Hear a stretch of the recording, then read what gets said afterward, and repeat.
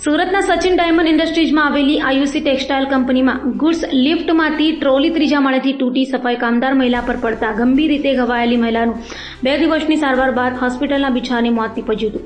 તો વળતરની માંગ સાથે મૃતદેહ સ્વીકારવાનો ઇનકાર કરાતા આખરે વળતરની માંગ સ્વીકારાતા મૃતદેહ સ્વીકારાયો હતો.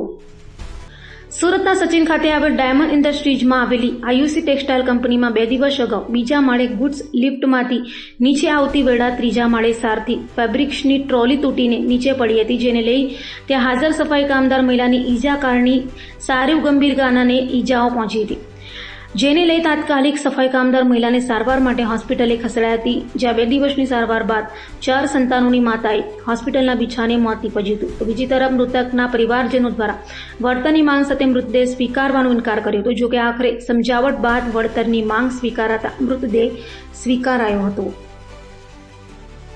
मरने का नाम क्या और क्या लगती है आपकी? मेरा पत्नी है, उसका नाम इंद्रकला देवी है। उम्र? उम्र 45-50 में है। जिनके साथ क्या हुआ था? उनको साथ काम करने गए थे कंपनी में। काम कर करके जब निकल रहे थे तब बोला कि सेठ की से झाड़ू जो मारा है सो कचरा है उसको लिफ्ट पर रख करके और नीचे उतार कर उसको बाहर डाल देना है।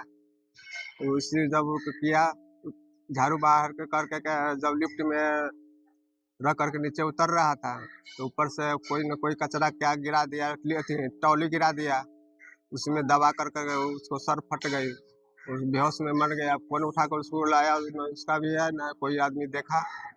ये कहाँ पर काम करती थी, क्या नाम है वहाँ पर? आयुषी टेक्सटाइल 6 नंबर में।